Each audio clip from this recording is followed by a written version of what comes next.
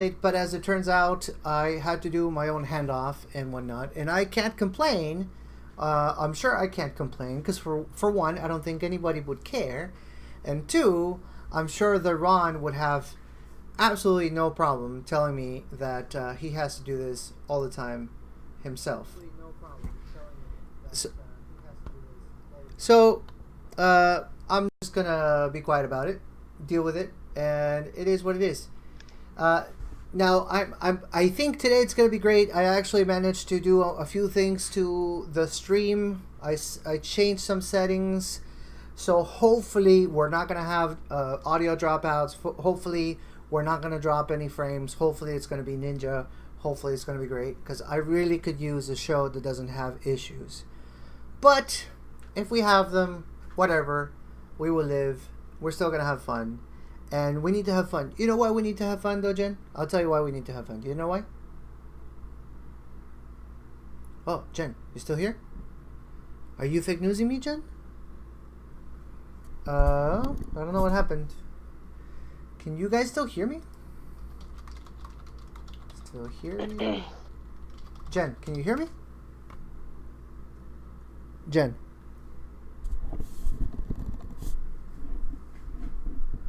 I don't know why, but Jen can't hear me anymore. Hey, Jen, can you hear me now? Hey, yeah, I hear Claybon. Okay, Mina, you might be talking through OBS and not your Discord. Alright, let me try something. Is that better now, Jen? Can you hear me now? Yes. Yes, Right. I can. Yeah, I don't know what was that. I don't know why it stopped working for a second. Because I was talking to you and you couldn't hear me. Anyways, Jen, No. So I have a question for you. Like, all right. So, yeah, we need some mistakes. That's the way these shows work. We have to have a little bit of mistakes. That's the way it happens. So let me ask you, yeah. you know why we need to have fun today? Do you know the reason? The main reason? Because it's Wednesday? Because it's Wednesday. Yes, that's right. That's exactly what I wanted you to say. Now, the main reason why we need to have fun is because today there's blood on the streets. Blood on the streets. Did you know that or no? No, I did not. Yeah, today is a crazy day. I don't want to look at CoinMarketCap. I think all cryptos today are just being bashed in the head with a baseball bat. And, no. Oh yeah, it's really painful. I never thought we would get this low, honestly. And but enough of that. Let's talk about music. So, but what I'm thinking though, okay, it's gonna be fine. It's gonna be fine. Today is a good. Everything's on sale, guys. That's what today is all about. I just don't have money to buy it, but I'm not trying to flood Gray. Everything's on sale today. It's gonna be fine. However, today I was thinking, you know what? Today is not the day to be looking at cryptos. Today's the day to have fun. Today's the day to spend time with some friends, listen to some music, talk about some positive stuff, and that's what we're here to do. And Rock Chick Jen, of course, that you know, you guys know Rock Chick Jen. Everybody knows Rock Chick Jen. She also has a little bit of a special thing going on today because she has been working on an album. According to me, for months. I think you said that, or Harrison said that. Somebody told me it's been months and months working on it. Yes. And Yes. So tonight, part of the big event of the night is to showcase new tunage, songs that nobody has heard before, which is awesome in more ways than one. Because that means that I get to do an exclusive, I guess, or is it called exclusive, or I get to be the first? What is it called? Yeah, I suppose it'd be an exclusive for everybody here. There you go. Nobody other than the band and Mike Harrison, who is mixing it, has heard it. So, you guys get to be the first of the public that get to hear some of these songs. And there's absolutely nothing more ninja than that. So awesome. Well, Jen, tell me. Well, we're gonna talk a lot about life right now, and of course, you can talk. I know the Hubs is next to you, or I think he is because he was playing guitar earlier. But yes. So we are going to talk about life. That's what we're going to do, and then we're going to play some music. Hey, Jason, how are you? Because that's how this show works. This show is about songs. The song is about songwriting, but it's more about the songwriter. So let me ask you questions. Let me get complicated on you right away. How did you? All right. Yeah. How did you start doing music? Did you have like a crazy teenage phase, and you started to write poetry, and then you became a singer? Tell me the story. How did you land on this? Well, my dad, when I was young, we lived in Texas, and we lived away from his side of the family. But he always played music. He played guitar. He sang. He we would they would have poker parties all the time, and he'd have friends that would come over and play and sing as well.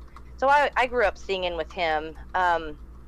And then, of course, when I was a teenager and I started to discover my own type of music, I, of course, fell in love with it even more.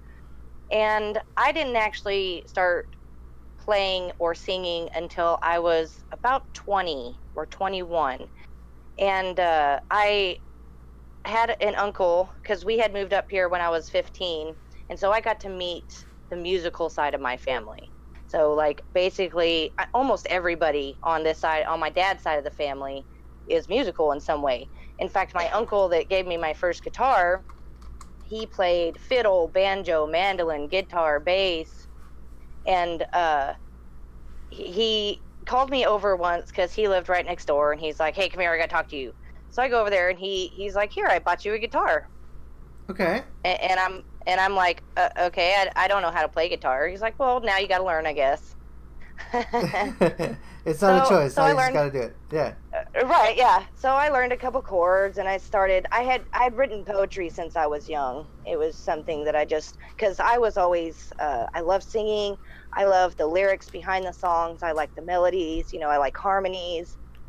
And so I just kind of put two and two together. I put some chords together. I put a poem to it, and I started writing music. And here lately, I've been forcing myself to pick up my acoustic guitar more, because I am, focused on the band stuff. And in the band, I'm just a singer. I don't play guitar. I don't, play anything in the band. So I told myself, in order to grow as a guitarist, I got to force myself to pick up my acoustic. So I did, and I recorded the acoustic song "Running" for myself, and posted it yesterday.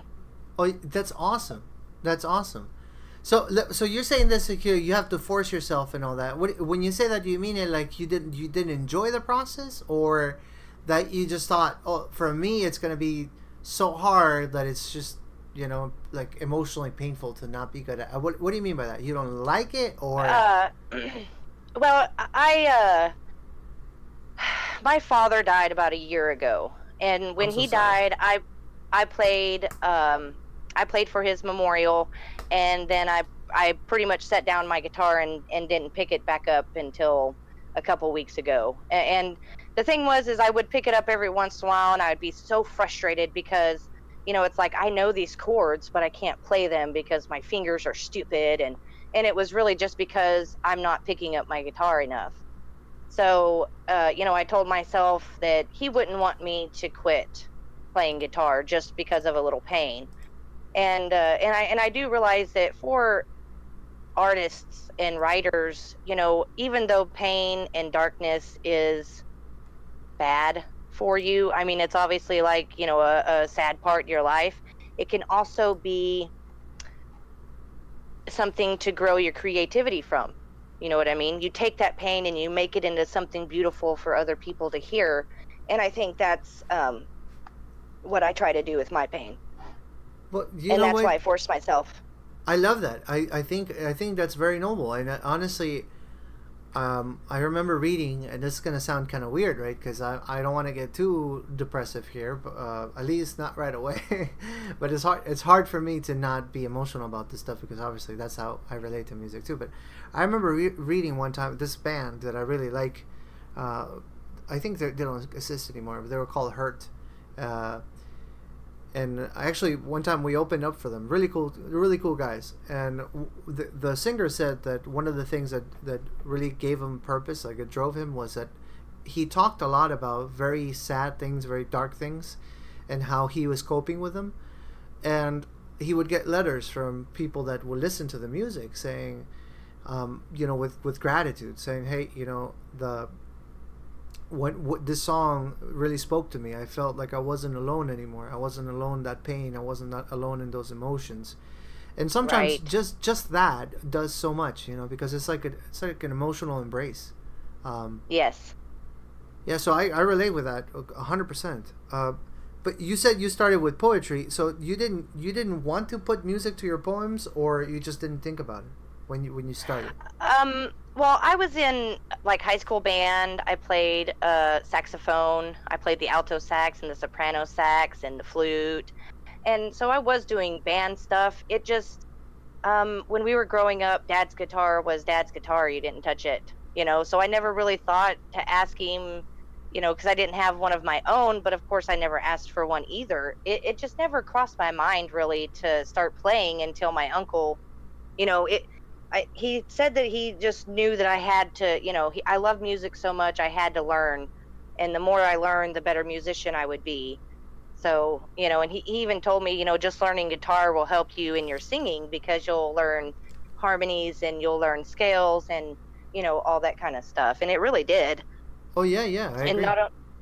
not only just in my singing, but also in my writing ability. It gives you kind of a something to go on when you're trying to write a melody, for your lyrics. Yeah, well, because writing lyrics, I mean, I don't think of it mathematically, but there is a metric to the way you would put, syllables in. You just don't. Actually, one of my pet peeves is when people force the metrics, like when you go like, oh, I want to say this much, and so I'm just gonna start slow, and then I'll rush in like 5, 10 cram words, right at the end because I just want to say them in this line. Like that's one of my pet peeves. Right. Yeah. Yeah. So you really have to get good at rhythm, to be able to write good lyrics. And I know it sounds kind of, what are you talking about, rhythm and yeah, because Yeah. they have to flow. They have to flow. It's Right. interesting how that works. They have to flow. And then the other thing too, like that you mentioned, and I also agree 100%. You said playing an instrument makes you a better singer. Hands down. As a matter of fact, Anka tells me this all the time as an observation. She says when she sees somebody sing, when she hears somebody sees somebody sing, she usually says, well, you know what, that person plays an instrument. You can ask her; she'll probably make a comment about this because she can tell that even if they're not playing it live, you know what I mean. That's not the point, but they're acquainted with chords. They're acquainted with how things are supposed to move. That you can Right. they have some sort of knowledge of where the note's supposed to go. They're not so blind, if Right. that makes any sense at all. Yeah, they're not so Oh blind yeah. to it. Yeah. Yeah. So a lot of really good singers play piano. They may not be, they might not be freaking savants, but they play piano. Right. Exactly. Well, and I know too. For me, like something that I try to do in the band to kind of mix it up. Like if I'm stuck trying to find a melody or where I want to put the lyrics, and stuff.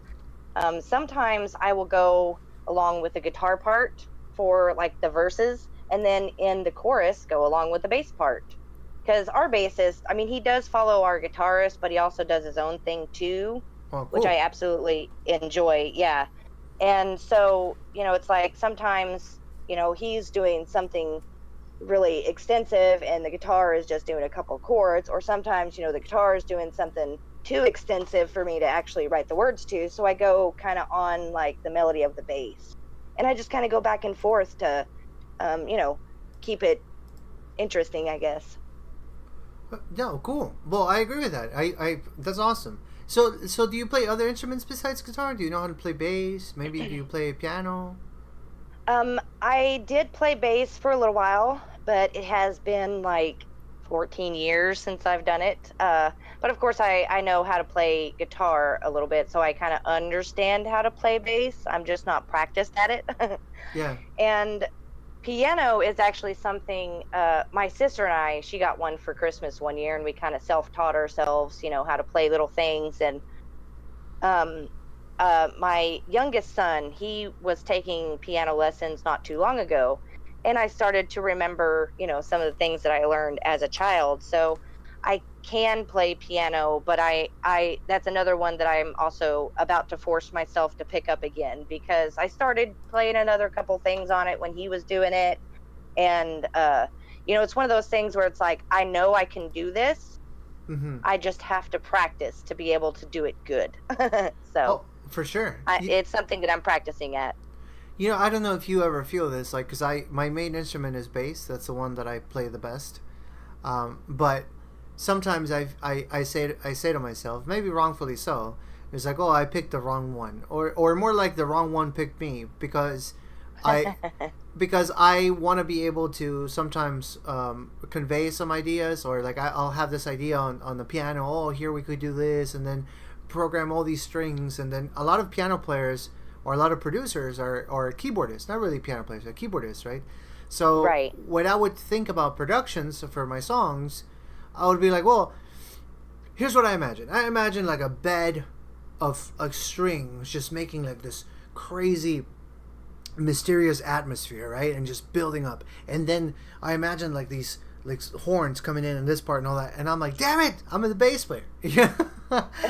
Yeah. So I've always said that I'm a frustrated keyboardist, and I have recorded keyboard, by the way, for a lot of my songs, but it's taken a lot of work. I don't give up though, but it's taken a lot of work because that's not my instrument. Right. So, but let me ask you this: when it comes down to the production of your songs, do you have like a heavy say on it? Do you go in there and say, no, I want this, I want that? Is it more, or is it more like a group thing? How does that work?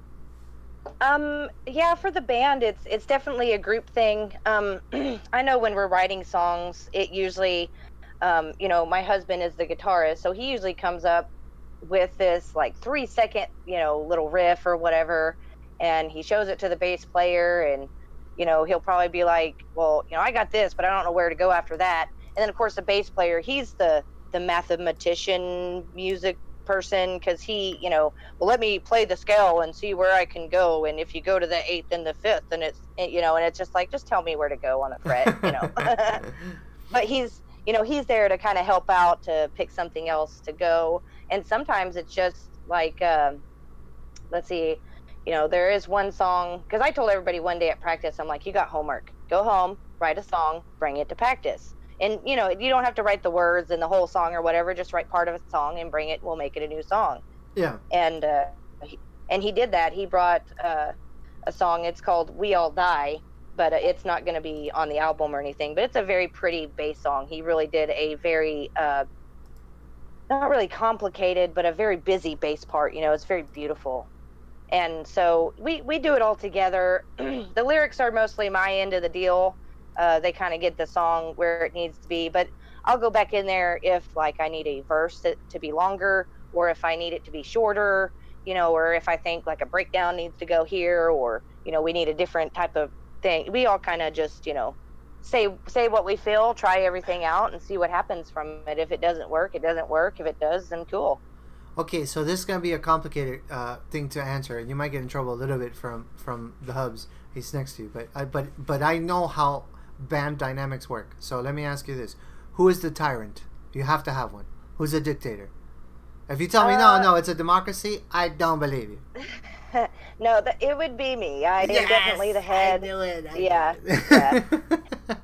I'm usually the one that does like all the I run the website, I run the Facebook page, I run the emails, I get the shows, I do all the public thing, which is really funny because I'm one of the only ones in the band that has really severe social anxiety. So it's one of those things. I always tell Davis, my husband, I'm like, I hate talking to people.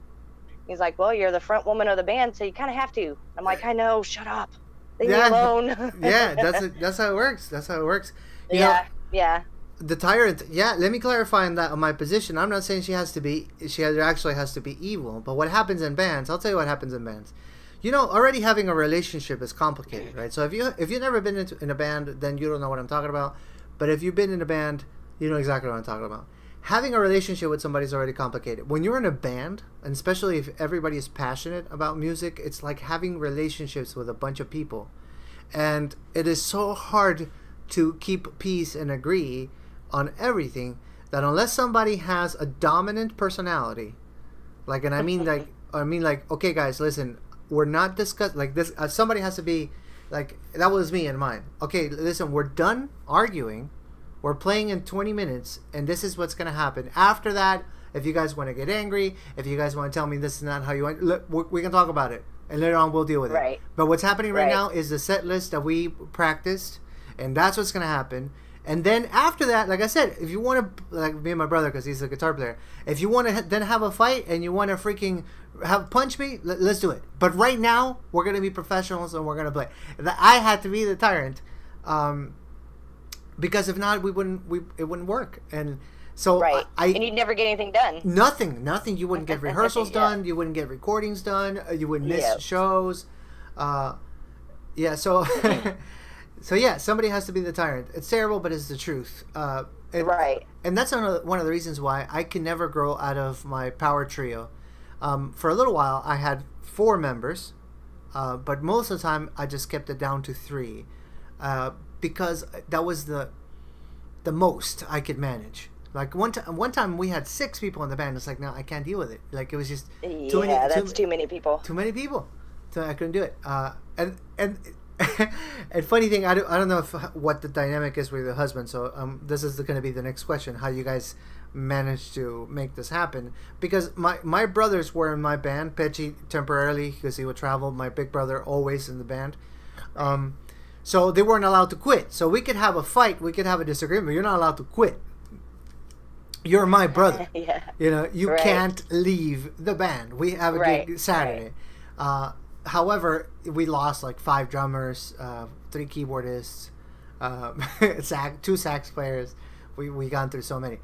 So let me ask you, like, how does that work? Are you and your husband the consistent element, and then the other guys have been rotated over the years, or you managed to find the unicorns because they are unicorns? Well, it's funny because I did acoustic at first, and it was just me and my acoustic, you know. Because I didn't really think that I had. I mean, I loved rock and I love metal, you know, and all that, and that's like my soul music, you know what I mean? But all I knew how to play was acoustic, and that's just kind of what I played. And we got together, and he's in like a super duper heavy metal band, and playing, you know, a bunch of shows and things like that when we get together. And his band actually broke up because they, you know, fighting and all kinds of things just kind of going on. Yeah. And he had said something, you know, and he was just like, well, why don't you just be my singer? And I'm like, ha, ha, ha. Really? He's like, yeah, we'll get this person to play, you know, bass, and we'll get that guy to play drums and everything. And we formed a band called False Trinity. And False Trinity was actually together for quite some time. And ever since then, it's been me and my husband. We've changed drummers, bassists like 8 times. I mean, we've had like 8 different drummers. Yeah. So, and actually the one that we have now was the first one that we had in False Trinity. He had to drop out because of family issues. You know, his wife was having a baby and he just didn't want to do it anymore. The wife with the baby. It's always the wife with the baby. Yes. The thing for me though, I actually have pictures, but while we were in False Trinity, I was pregnant, and I do believe one of the last shows that I did, I was somewhere between like 7 or 8 months pregnant. You're kidding me? No, I'm not kidding. Yep, rocking out up on stage, and one of the shows that I have the picture from, I have a shirt on, and it has like a picture of a baby ultrasound. And the baby's flipping off, you know, everybody in the ultrasound. Can I see? Can you show me that picture? I want to see a picture of you on stage, pregnant. That would be epic. Yes. As a matter of fact, I'll use it for the post of this show. I'll be like, right, because that's badass. You know, you just reminded me of something. I got to share this with you. You said that to me. I've actually seen something crazy like that before. There's this punk band in Argentina. I went to visit Pecci like 2 years ago. Is it 2 years already? Wow, that's crazy. I went to visit him 2 years ago. Look at you with the belly. Okay, I'm saving this. Hold on. Let me save it real quick. It's badass. So, put Jen. There you go. Awesome. That's gonna be. I'm serious. That's the picture for my post about this show. But so there's this punk band I went to go see. Right, with my friends and Pecci and all this stuff, and the singer of the punk band was 8 months pregnant too, but she was also the guitar player. So she had a huge belly, like she's like really big belly, skinny girl. So the belly was like poking out a lot, and it's punk, right? So she's got to rock out really hard. You can't just freaking sit down and do punk. What is that? That's like fake news, you know. I think people would, yeah, people would be like, okay, that's it. We're burning down this place. You gotta rock out hard. So she's like, you can't just stand there. Yeah. So she's like giving it all, and the guitar is it's played to the side. So if you can imagine like how it would look if somebody was scratching the hip, like, you know, like imagine somebody scratching the hip. That's where the guitar is, because she can't put it in front. It would be like way too far ahead. So it's way too far it's out, to the side, just going like that, and she kicked butt. I was like, man, this is amazing. Now I know that when that child is born, is destined to play punk. You cannot do anything else. It's programmed. So I have to ask you, are your children, like, do they love rock? They have to, right? Well, they're musical. I know I have an older son, not the one that I was pregnant with in the picture, but my older son, he plays drums in marching band. He plays guitar. He's played bass. So he's learning, you know, he's getting all his musical wings, I guess. And my youngest son, he's my singer, which, I mean, he was the one that was in my belly when I was singing, because we had the band way before I even got pregnant with him. So, you know, the whole time I was pregnant with him, you were playing. Singing the whole time. Yeah. Yes, and he came out singing. So, and he's also the one too, because my dad used to play a game with me. He'd play a song, or we'd hear a song on the radio, and he'd say, "Who is this?" You know, oh, this is Led Zeppelin, or it's Leonard Skinner. Well, now I got my son doing that. I got a 6-year-old that can name off probably 30 different bands just by hearing a song from that band. So I'm pretty proud of him.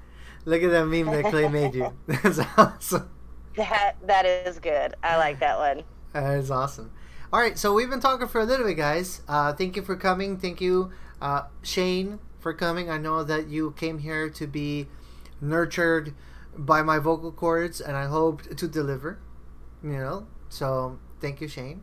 I saw Jason is here. Harrison's here. Harrison said, I don't know if you caught it on chat. He said he's not home, but he's trying to not be fake news, so he's logging in from the phone. Yes. That's awesome. Yeah, Harrison. He's mastered the whole album for us. Oh, so. Yeah. Yes. Well, I think it's time. Why don't we play some tunage? So you sent me a few songs, so we're probably gonna, cause see, we're gonna do, these are new songs, right? These are new songs from the new album, but yes, we might do a live song too in between one of these, and we'll figure it out. We always play by ear. I have no plan. I never want to have a plan. This is the way I like to do the shows. So all right, let's start with. I'm just gonna pick. What about this one, Running? I haven't heard him yet because you sent him to me. Wait. Yeah, Running is the acoustic song that I recorded Monday.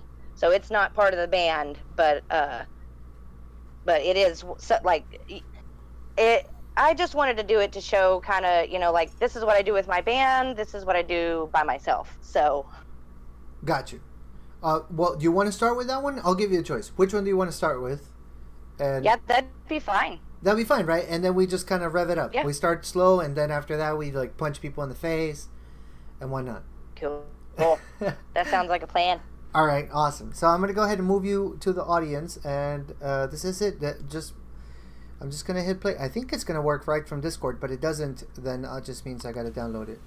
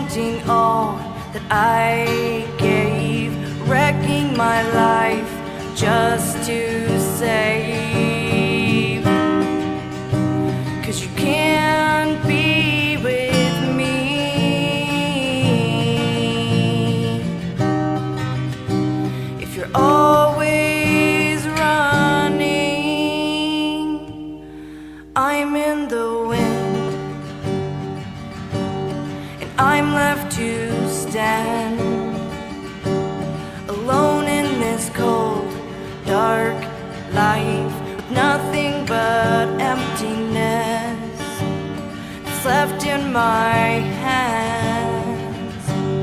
It's burnt in my mind, it's echoing in my heart that this is the end and not a start. 'Cause you can't be with me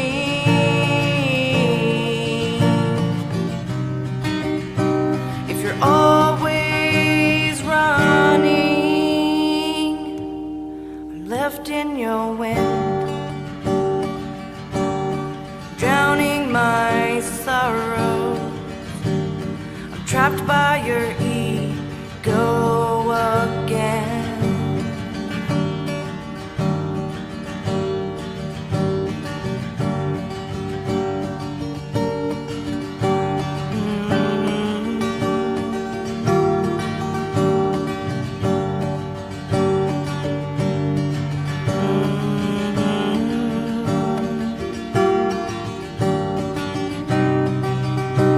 No, you can't be with me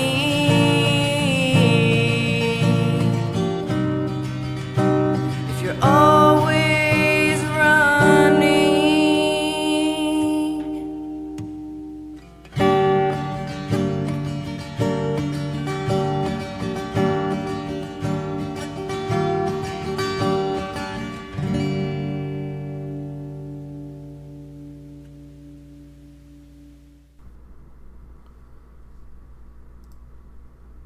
Well, that was great. Yeah, I don't know what to say. Honestly, expected something different. That was actually very touching, very beautiful. Now, I'm not saying I expected something different because I expected something less awesome. That's not what I mean. I mean, like, the other stuff I heard of you is a lot darker. So I was expecting. This is pretty vulnerable. I really liked it. Thank you. Yeah, it was it's one of those where it was kind of, it grew from pain. So that's where I kind of tend to get most of my great inspiration from, I suppose. Maybe I'm a narcissist or something. I'm not quite sure, but the pain fuels my creativity. No, I think that's common for a lot of artists. Like Serena said this in a video one time, and I laughed just because I recognized an element of myself. She's like, Right. the first video that I think I saw Serena on the platform, she said, "Yeah, this is a sad song, and that's because if I'm happy, why do I have to write songs for it?" Like, she has like a really funny comment she makes. Right. And I'm the same way. I'm like, yeah, if I'm happy, like, no, of course not. If I'm happy, let's go eat pizza or something. Like, there's no reason to sing, like, if I'm happy. Look at that. Right. That's an awesome picture. So let me tell you a story about that shirt. Okay, you see how big and fat and pregnant I am there, and of course I have the shirt on. Uh-huh. So I'm walking around, afterwards, and people are actually coming up to me. Are you really pregnant? Like, no, I'm just fat. And I'm wearing an ultrasound T-shirt because that's the cool thing to do. Well, so I guess I didn't really think that I was pregnant or something. I'm not sure. Well, you know what? It's probably because it's hard to imagine. At least if you're like a rock dude or a rock chick. Of course, you are a rock chick. That's your name. Like, what? Yeah. What do you mean? Like, what do you mean I cancel the show because I'm pregnant? No, that's even more badass. But like for let's call him the normies of music. I don't even know if we could say that. I'm mixing two worlds here. That's weird. You know what I mean? What do you mean? Like, oh, you're talking about, no, you're a princess right now. Like, oh, sit down, let me bring you some tea. You know, Yeah. you know what I mean? Maybe you're going to get on stage and rock out. What is that? You're a princess right now. So I guess maybe that's why some people were having a short circuit moment. They're like, what? What? Yep. Because it's pretty obvious. It's undeniable. So where did you get that Right. shirt, by the way? Actually, my husband's cousin gave it to me. She had it when she was pregnant. She was like, "You need this shirt." I'm like, "Yes, I do." It is I pretty think awesome. she got it from like Hot Topic or something like that. So Yeah, that is pretty awesome. Very fitting for the rock band for sure. All right, so I did have another question for you regarding your music, regarding your husband. well, it's kind of because this is connected.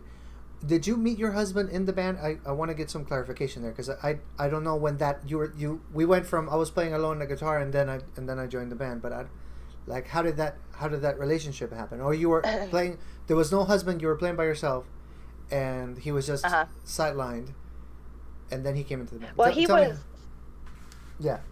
He was in a metal band called Forever Cursed with our current bassist when I first met him, and I showed up to one of their practices because we had friends in common and stuff. Because we live in a really small town, and Jason and Melody Russell actually live here too, and as well as Jessamine Orchard. She's on Steeman as well, but we have so many friends that play music. Like Melody's band, they're a punk band, and her guitarist is also in a metal band. We have our rock. We have other friends that are in a punk band in Springfield, and then Jessamine, she does acoustic stuff, and we had, of course, common friends because we all played music. Yeah. So I showed up for a practice once, and we kind of, I guess, just started to have fun together and clicked and fell in love. So, and got married about 5 years after we got together. So, and that was after we formed the band, before we got married. Oh, okay. Wow. So how many kids do you have, if you don't mind me asking? 2? I have 2. I've got one from my high school boyfriend, and he's the teenager. 16, and then my husband and I have a son together, and he is 6, almost 7. I gotta tell you guys something that I thought was hilarious. So this happened on was it Crim Show? I think it was Crim Show. So this was last week already, so 6 days ago. Clay is on air with Crimmers. The Crimmers had a birthday that day, so this is last week, Thursday. So if you didn't say happy birthday to Crimson, it's late, but it's better late than never, so say happy belated birthday to the Crimmy. But anyways, that day we were being crazy, as we usually are here on MSP. And for some reason, I don't know what happened, Crimson decided that she was going to learn how to growl. So she gets on the microphone, and she was trying to growl. And of course it sounded like, I don't even know what it sounded like. It sounded like a puppy trying to be evil. It was actually funny. So Clay got on the microphone. Clay gave it a try. Clay actually sounded like a weird monster. But then Jen, they're like, oh, come on, Jen, get in here, like, show us how it's done. And she did it, and of course she sounded the way they're supposed to sound. So Crimson is completely impressed. She's like, how do you do that, Jen? Like, how do you do that? And then Jen said something that to me was genius. Like, this is the best answer I ever heard in my life. I just remember screaming to my children. What did you say? You said something. Yeah. It was you learn when you're singing that it's muscle memory, so I just kind of not really get in the mood, but like I remember how my voice feels when I'm screaming at the kids, because sometimes I scream at the kids and I'm like, wow, I need to put that in a song. Oh my god, that's so crazy to me, but it's hilarious. It's like, listen, yeah. I imagine a producer saying, you know what, Jen, I really like how you approach the vocals here, but I want you to imagine your kid just burned down the house. Like, picture that. Right. And, and then give it to me. Give me the chorus. And you're like, okay, got it. Right. There's your inspiration right there. Oh, you know what? I don't know how you worked with producers before, but like a lot of them do like visualization. Is that how you say it? Like, they kind of try to get you in the mood. Believe it or not, producing has a lot to do with psychology. I know it sounds kind of crazy, but good producers are really good psychologists. Because they have to make you feel comfortable. They have to try to read your emotions so that they can somehow, some way bring it out of you. It's really crazy. So, so it's not so much like knowing the instruments. Yeah, of course that helps. It's not even so much you being like a mixing engineer. But of course that helps. Is you being able to have that process, that back and forth between yourself, if you are the producer, and the artist, so that you bring out as much as you can from the artist's imagination without putting too much of yourself to where you ruin it right? Right. And making the artist comfortable. And a lot of times, those weird conversations happen to where like, okay, yeah, I see what you're trying to do vocally, but let's approach it, and then you start saying some crazy shit, you know? Because I've done a little bit of production myself. I've dealt with producers too, and then. Just about being able to. So Harrison is saying, Harrison's a producer himself, so he's saying it's about being able to jumpstart the creative mindset, because sometimes Right. it's not always so easy to summon for creatives. That is 100% the truth, and so the environment has to be correct. And it's so easy to break, and I've seen it too. Like so easy, like you'll be working with I'll be in a studio, maybe assisting or whatever. This is back in my day. I've been out of the studio for a while. And you're participating, you're assisting, or you're helping with microphones, and a bad producer would say something like, "Yeah, that didn't work at all. No, you got to do it again."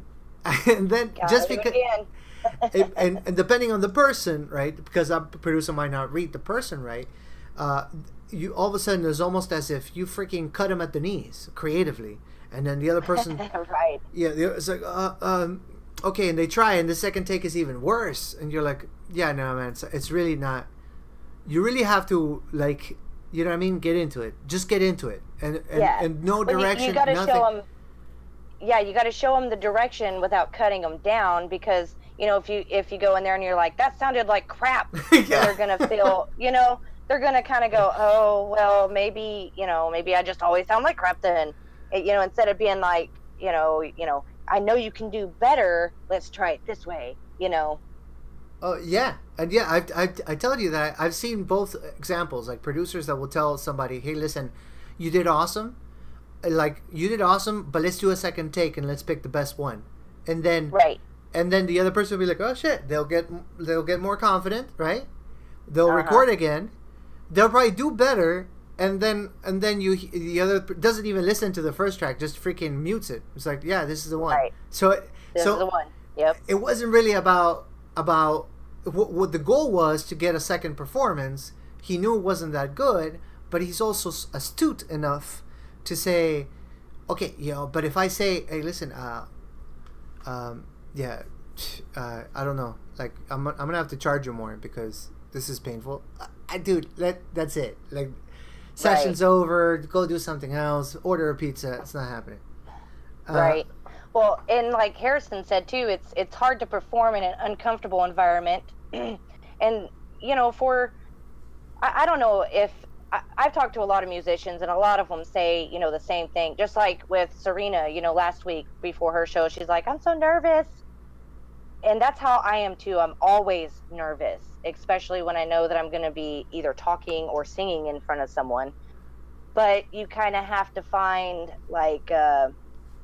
Not really find a way around it, but find a way to deal with it and still be able to be your best. It's like, it's really hard to sit there and give yourself that self-confidence before you go up on stage. You know what I mean?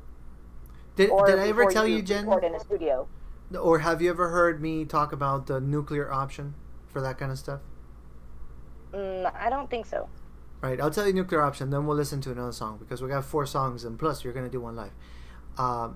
The nuclear option, really quick. The nuclear option, this is how you do it. Okay, so you are getting ready to do a public speech. You can use it forever, like for the rest of your life. You can use it if you want. But every time you're feeling really uncomfortable, saying, "Oh, I don't know if I can talk. I don't know if I'm," like, some people have anxiety even just speaking in a chat room, on audio. Like, every time you're gonna do that, here's the nuclear option. You imagine that everybody that is there is somebody that you deeply dislike. Okay, that's the nuclear option. So you grab, like, if I would be on stage, let's say one time I had to play for like 4,000 people, and and I'm playing from my original song, so like, of course I felt a lot of, oh shit, that's probably the biggest one I ever played. So I'm about to get on stage, and I'm like, oh, I'm getting nervous. I just imagine every single person there. I'm like, okay, everybody in here is a jerk. Everybody. Absolutely right. Like, you look at your face. I hate you. I'm sure as hell would never be friends with that guy over there. And like, I'm just looking at everybody. Of course, I'm not saying it, but I'm just kind of like. I get on stage. I sing a song. First song is over. They clap. They love it. Now I like them, but the ice is broken. You know what I mean? Now I have to okay, let's bring down the nukes. Okay, cancel the launch. Everything's fine. Uh, Huh. yeah, that was my little nuclear option. Now I'm not saying it would work every single time for everybody, but just imagine Right. how would you feel if you didn't care about anybody's opinion, and so Right. taking back that power could be like a little nuclear option for you. Maybe you don't have to hate them Right. like I do, but it's a weird trick. It works for me.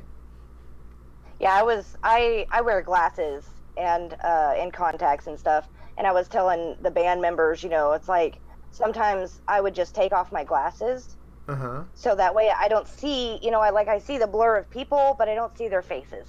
So I can't see this guy going, what the heck, or I can't see what they're thinking of me behind, their faces, and just kind of play, and that's usually what I try to do. Like, I look above the crowd, I'll close my eyes, or I will, just kind of stare at the ceiling, or just kind of, not really make eye contact with people, because then I start to focus too much on what they're thinking. You know what I mean? And that right there kind of makes it to where I'm like, oh my God, and it makes me freak out more. You know what I mean? Yeah, 100%. I've used that too. The nuclear option is just when it's really required. But most of the time, I just like let me focus on the ceiling. Let me not think about it. Let me think everybody's Right. my friend. I just go with nuclear option. We're like, okay, that's it. I won't be able to do it unless I go nuclear. Okay, I hate Yeah. all of you. All right. I hate you. All right, Jen. That would help with metal too. So Oh yeah, Gets well you with, more with metal, it'll grounded, get you you in know? the zone. That's right. It'll get you in the zone. right. Thank you, Liv. All right, so we're gonna play another one. This I don't know what this one would be called. Forever This Way. You actually wrote it. Oh, okay, never mind. Because I see it. The file says FTW. Yes, So for a second, I was like, what? So what's that mean? For the win. Yep, it's Forever This Way. I wanted to say real quick, I want to let everybody listening know that this album is all thanks to people on Steemit. Now, the people that actually recorded us, they do live about 2 hours away, but they are on Steemit occasionally. They haven't been posting very much or anything, but they're really busy building their studio and stuff. But the Landing Pad Studio recorded the stems. Harrison Murr is mixing and mastering it. I had Doroznik. She did the front cover, which is actually a picture taken by Melody Russell. Wow. And then she also did the back cover for us. And then Jason Russell did like what I'm going to put on the inside of the cover. Say what? He made our logo. So, we started the SLMS, the Steemit Local Music Society room, and I do believe it was Harrison Murr that said something about doing a services room where people that mix and master can go in there and be like, hey, I mix and master stuff. If you need your stuff mixed and mastered, you can pay me crypto or whatever and get it done. There's people in there that are willing to put down bass tracks, drum tracks, guitar tracks, vocals, help you write lyrics, all that kind of stuff. And I wanted everybody to know that if you get on Steemit and you're a musician, you have all you have to do is look no further than the people on Steemit, because everybody's there. Everybody you need to do what you need to do to be to get your music out there. Yeah, that's right. And it's a great opportunity right now to network, because there's a lot of really good, really talented people on Steemit currently. And Yes, there is. yeah, and people tend to be open. People want to collaborate. They want to do stuff together. They want to, hey, let's participate in the open mic. Hey, let's do this event. Hey, what if we created our own little contest? People want stuff. They're hungry for things. So in that sense, if you're listening to this on Steam, of course you're not hearing possibly anything new. But if you're listening to this on YouTube, because this goes on YouTube later, get involved. There's going to be a link in the description of this video. I hope that you're enjoying the music. I hope that you're enjoying our conversations. But get involved. There's steemit.com, and once you reach that website, check out the open mic tag, and you will be able to see, at this point in time, hundreds of awesome musicians participating of the platform every single week. So yes, sir. That is correct. That is correct. So let's play for the win. Forever this way. Every time I see FTW, I'm going to think for the win. I want you to know that. We'll rename it for you. How about that one? Awesome, awesome, Jen. So I'm going to go ahead and move you into back into the broadcast, and then I'll move you back into live later. Okay. Here we go.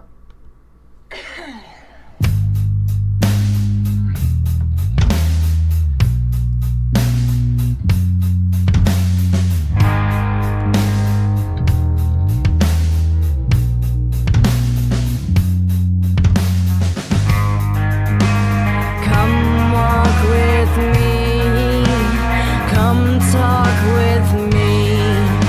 I need you to see what's inside of me.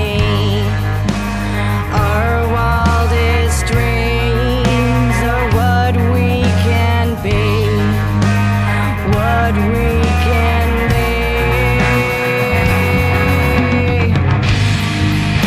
When our souls entwine, that's where we'll find all of our dreams reality.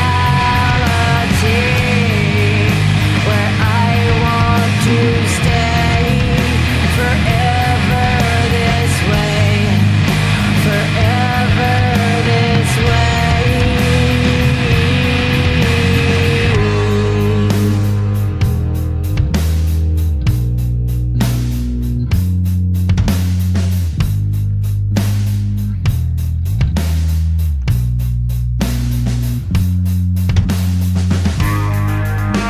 You've got to stand tall, or this whole thing will fall. You don't have to make me feel so small. My soul is great. Please help me sing what we can be. When our souls entwine, that's where we'll find all of our dreams reality.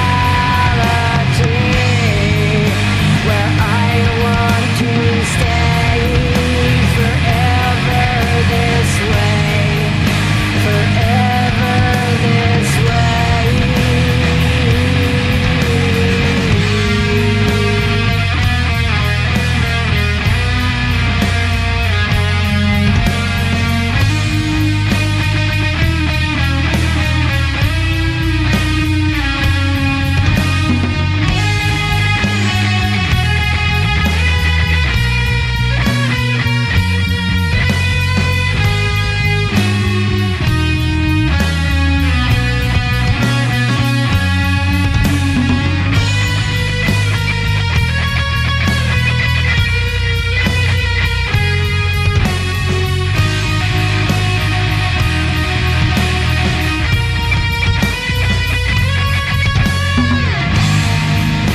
When our souls entwine, that's where we'll find all of our dreams reality.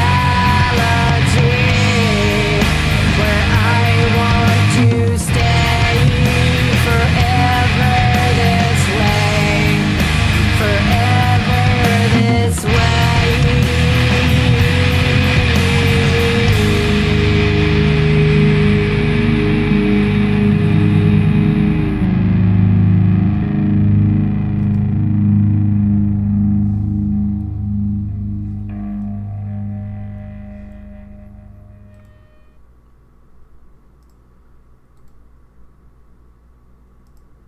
Hey, so Jen, I have a question for you. You guys down tune, or is that just a 5-string? I feel like I should go grab my guitar.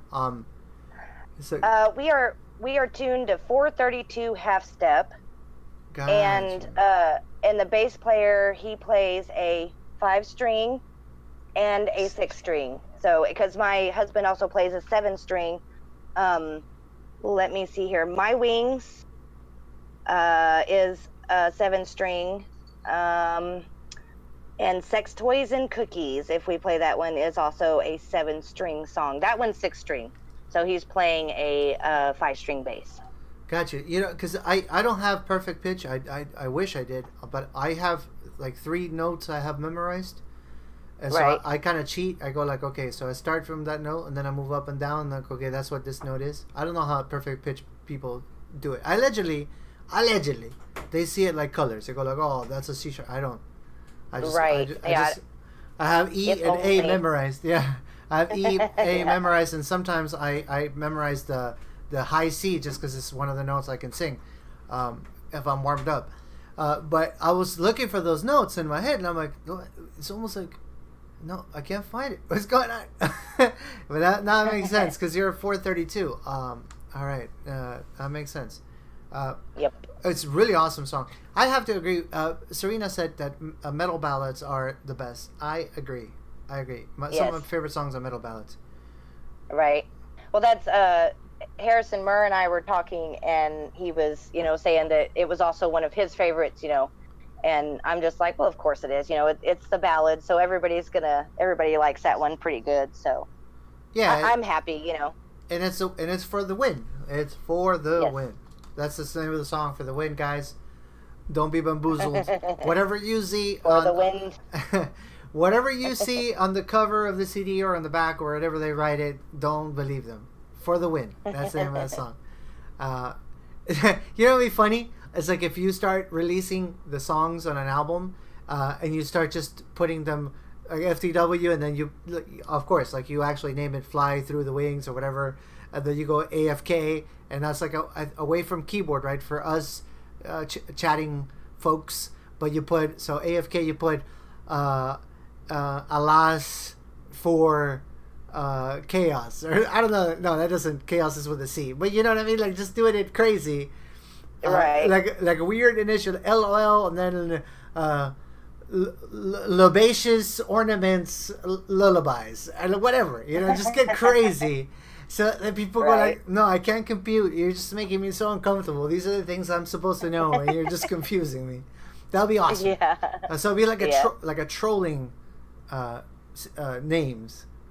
That's Right, genius. right. Okay, that's it. I just put it out there. It's gonna be chaos. Yeah, in metal, you put it with a K. That's right. Yep, so that's true. That is true. That is true. He's 100% correct. So, all right, Jed. So let me keep on asking you more stuff related to you, because of course this show is about people getting to know you, people that don't know you. How did you get on Steam? Who brought you here? Was it one of your friends, like Jason Russell? Was it, Yeah.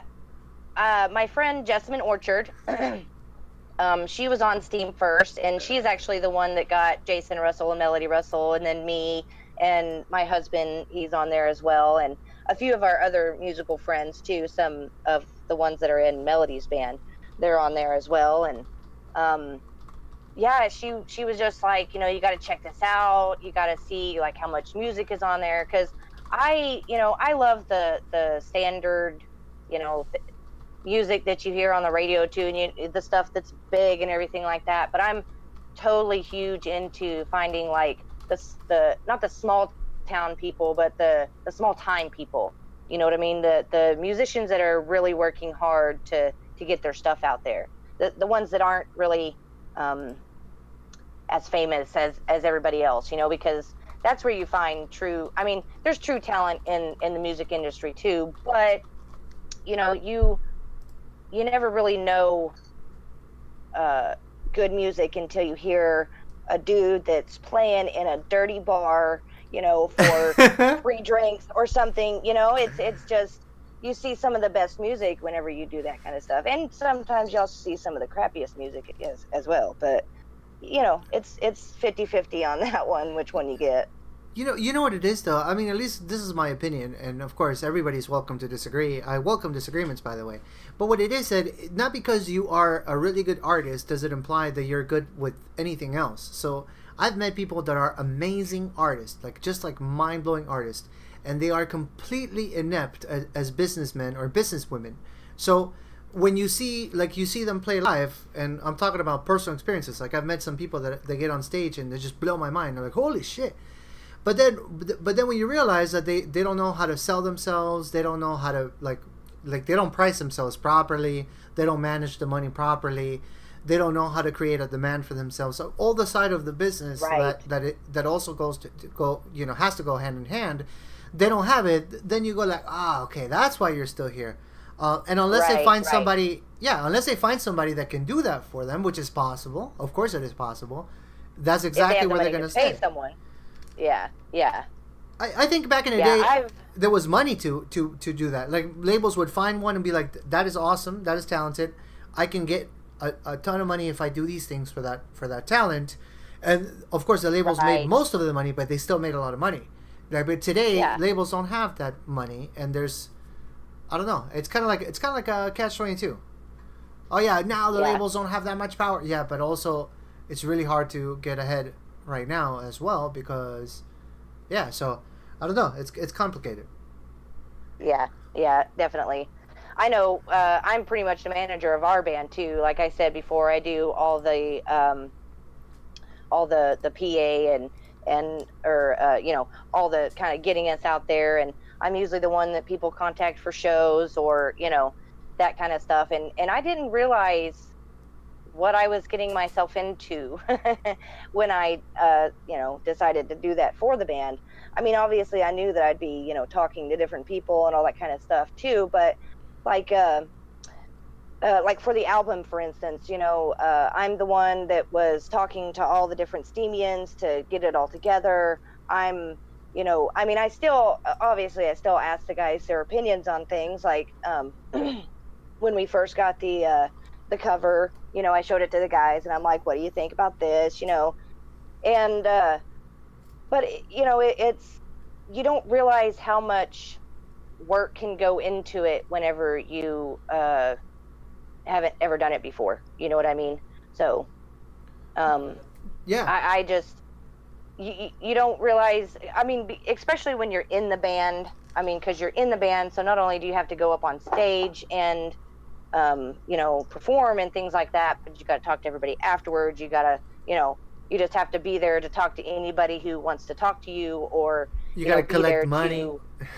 Right, exactly. And you also have to dish out that money too. You dish out the money for all the, like the artwork that we had done, the pictures that we had done. It's me here sitting in the background going, to 5 different people at once. Well, what does this, does this date work for you? No, they got to do something that date. How about this date? Nope, that person's got to do something, so you have to get it all together. And you don't really realize the type of work that goes into it until you actually sit down and do it.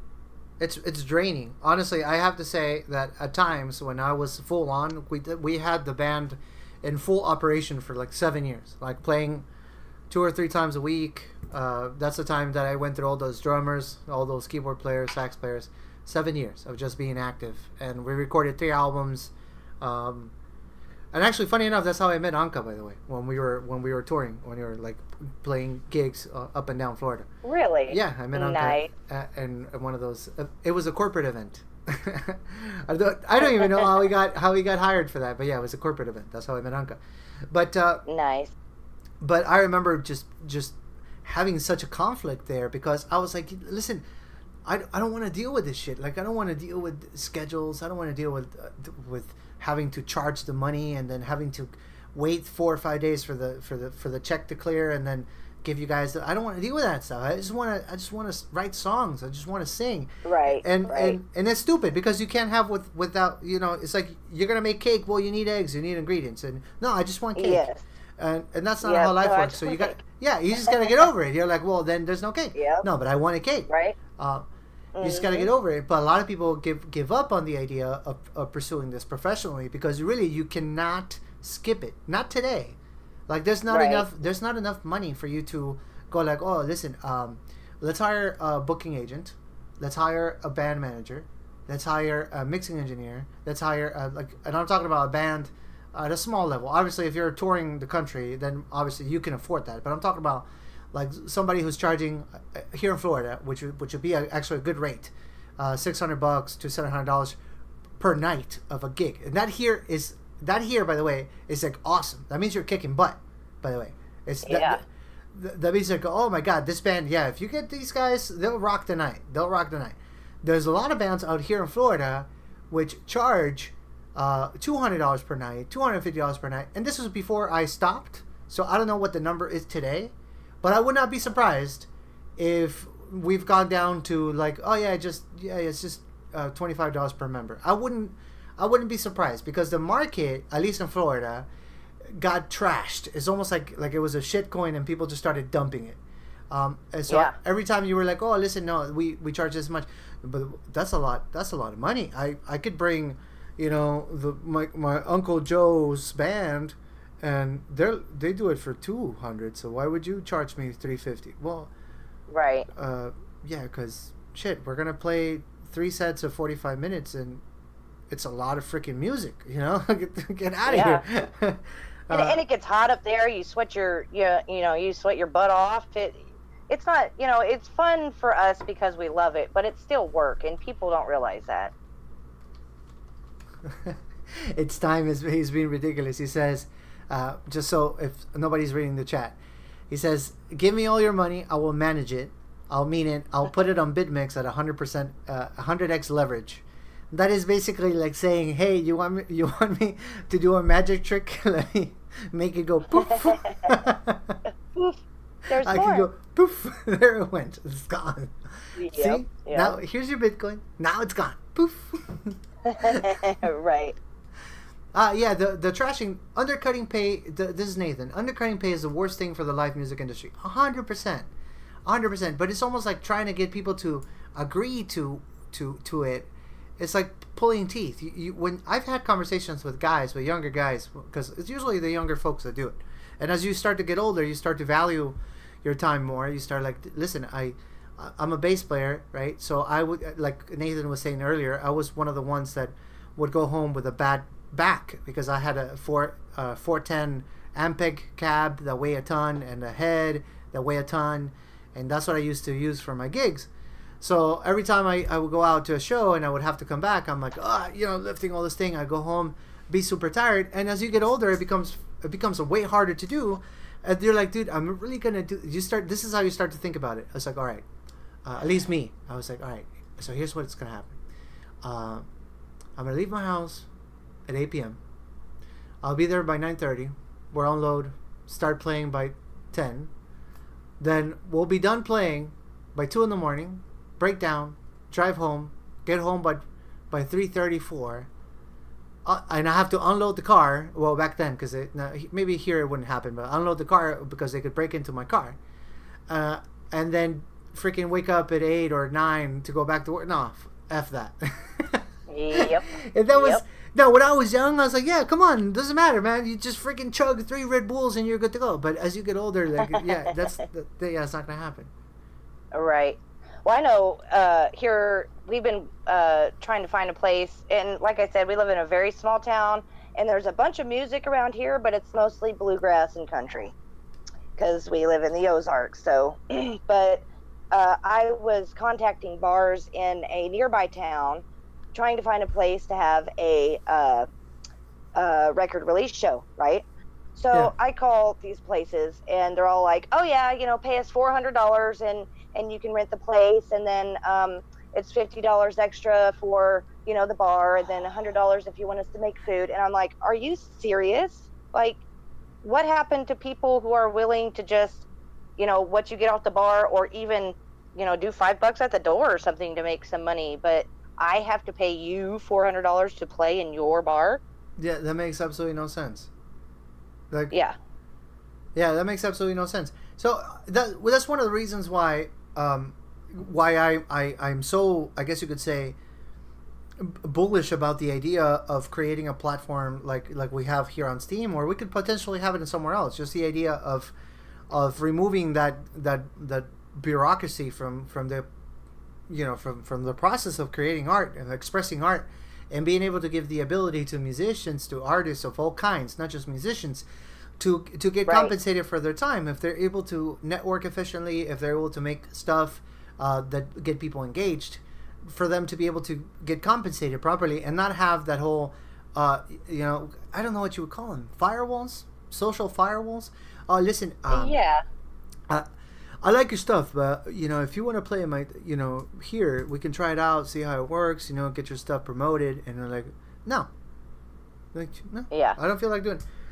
Like, listen, I love playing with you. I love it. It really feeds my soul.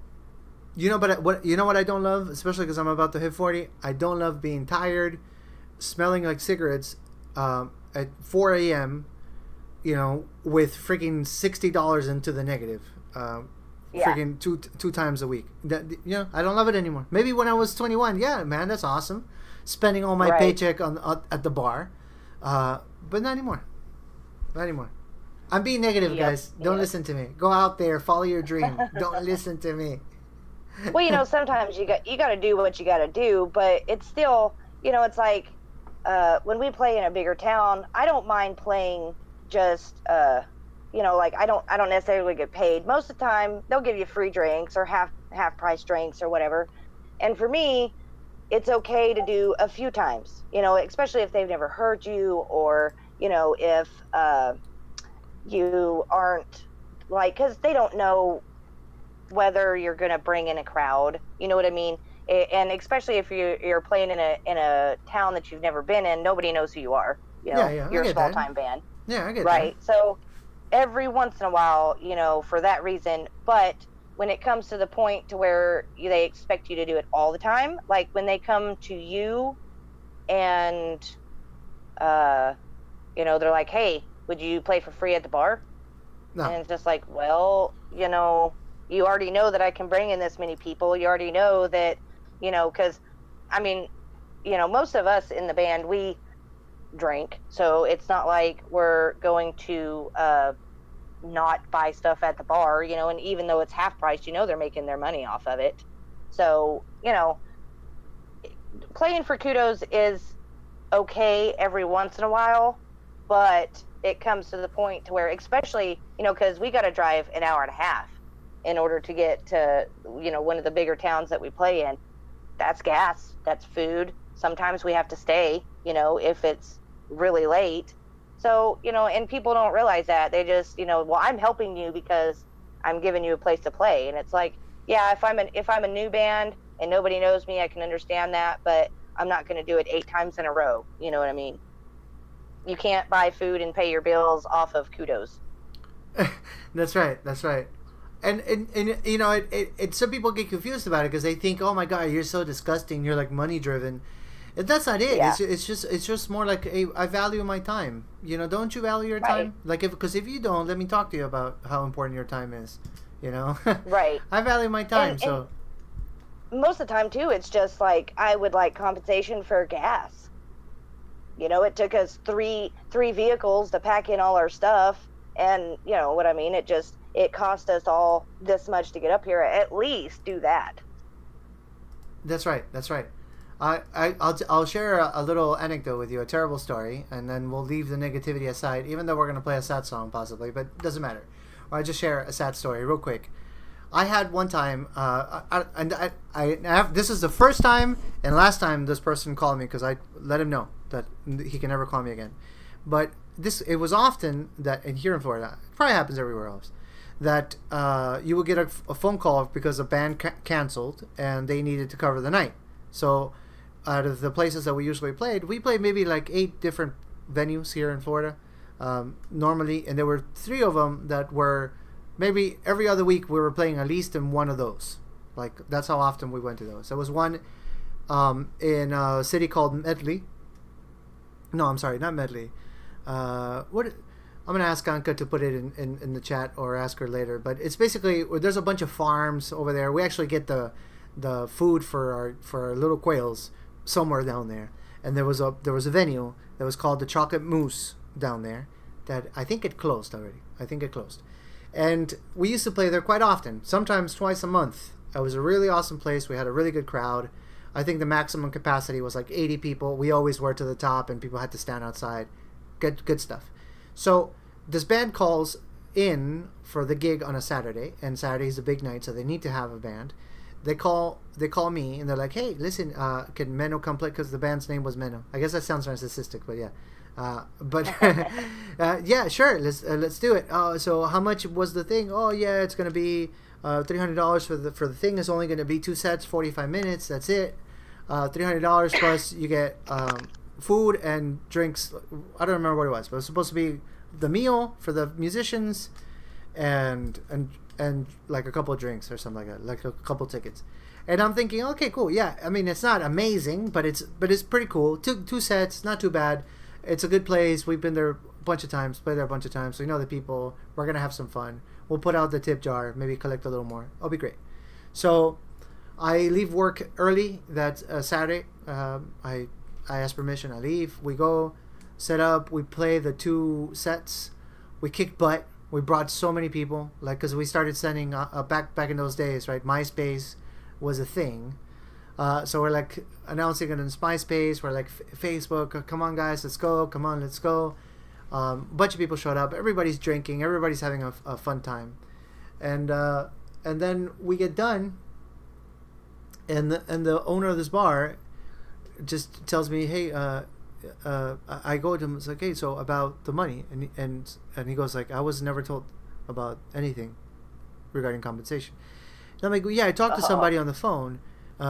He said, well, you didn't talk to me, and I'm the owner, so I don't know what you're talking about.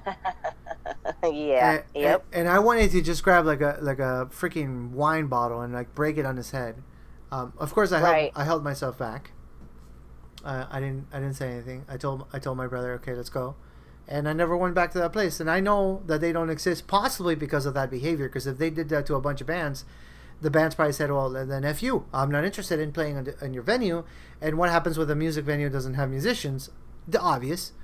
It's not going to exist anymore. But that kind of shit happens here a lot. And it's kind of tragic that that's how musicians are treated. And that we allow it to. Which is also part of the... Because some people would be treated like that and they'll go back anyways. I am freaking... To me, it's like a breakup of a bad relationship. Okay, that's it. We're done. I don't want to see you again ever. You know, I am like that. So I would be too. Yeah, have you ever gotten stiffed on a payment when you guys have gigged? I have gotten stiffed on a payment doing an acoustic gig before, so not necessarily with the band. We've done a few shows. Mostly, we do a lot of shows out of the house, like I said, we have a lot of friends that play music, so we always invite them at least once a year to, come down and play, and we all just kind of get together with a fire and some drinks and play our music and have some fun. That sounds amazing. Yeah, but we have had a lot of people, do the whole thing where they just want us to play for free, and they're like, well, it's not your job, but so why do you expect to get paid? And it's just like, because I'm taking my time out to, go wherever it is to go and play a set as long as you want it to be played. And, it's your time. Like you said earlier, your time is valuable and people need to realize that more. Yeah, it's true. And you can't mess with people like that. Like, it's just not cool. You can't mess with people. And especially because a lot of artists, a lot of musicians, they're... And I don't mean this like an insult. They're dreamers, they're naive. They that's why they're there. They want to leave a footprint behind. They want to put a couple of footprints in the sand, and so you're grabbing that hunger that they have, and then you freaking use it against them. It's I find it kind of disgusting. Right. Yes, that's exactly what they do. They hold your dreams out in front of you on a line. Yeah. And keep pulling it further and further away every time. I don't know if they're conscious about it. Honestly, I'm not saying that they are, but it is what happens. Yeah, definitely. So, do you want us to play a song? Yeah, I say we do one live now. We are 23 minutes into the second hour, so let's do a live song. So introduce your song, tell people what this is all about. Okay. I'm gonna go ahead and mute my microphone so I don't mess it up for you guys, and that's it. Mm-hmm.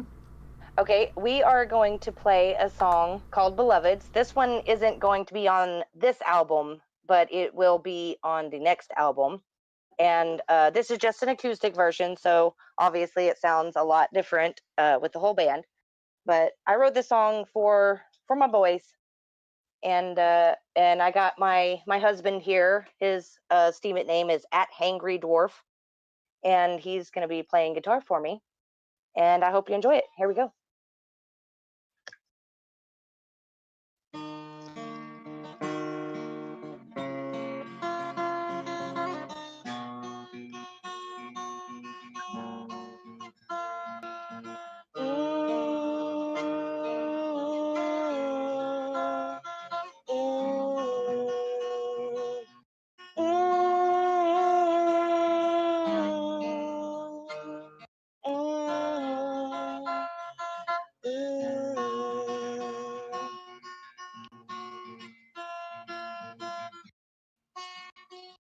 I just wanted you to know that I'm very proud of you. I just wanted you to know that I am here for you.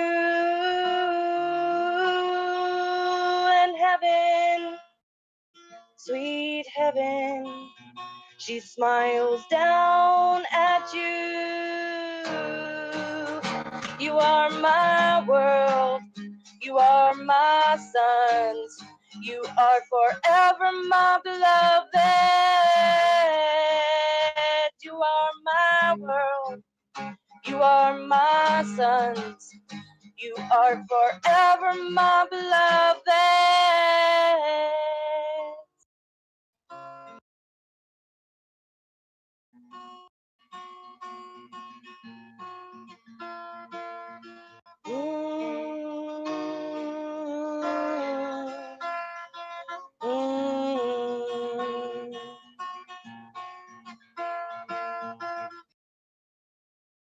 When your world comes crashing down and you have nowhere to turn, just look inside yourself and learn what is real and true for you. And then peace, she'll be forever there for you. You are my world, you are my sons, you are forever my beloved. You are my world, you are my sons, you are forever my beloved.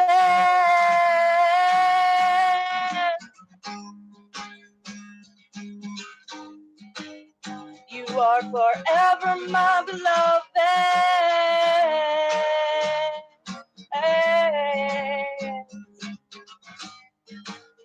You are forever my beloved.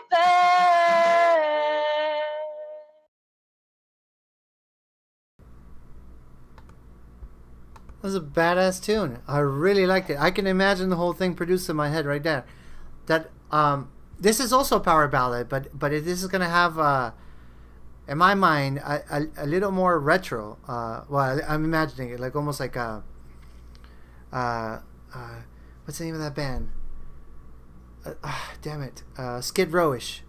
You know what Skid Row? Oh yeah, Skid Rowish. Yeah, yeah. I do. That's kind of how I imagine it in my head.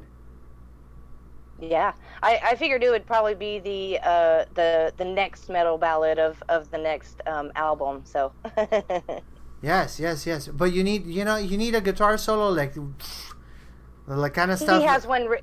He has one written for it. It just it doesn't sound very good when there's not other things kind of going around in the background with it. So. Yeah, it's gotta be but you gotta tell him it's gotta be the guitar solo that when you do it live, you kick the amplifier and break the guitar in half afterwards. That kind of guitar solo. Yeah, no, you gotta better visualize. not do that because I'm not buying him another guitar. So if he breaks one, he's done with that one. He has 8, so maybe I could just give him like one of his crappy ones to break. But 8 guitars, poor man. That's terrible. How's he? You need a lot more than that. Like. I mean, what do you do for the 9th day of the week? What do you do? Huh? Yeah.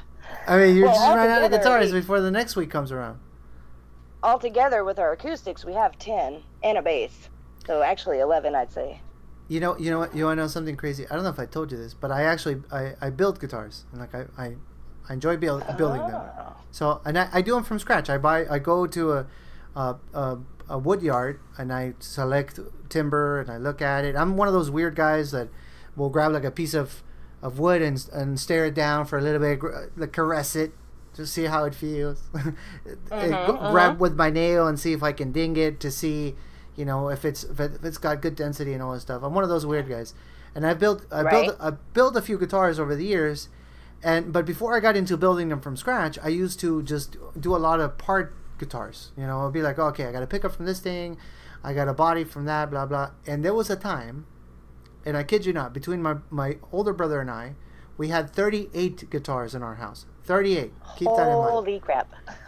It was ridiculous. It was ridiculous because obviously there was no way that we could ever play them. But the way that they would happen would be a friend of ours would be like, "Hey, listen, can you replace the pickup?" "Oh, sure, I'd replace the pickup." "You want the old pickup?" "No, I don't want it." "Okay."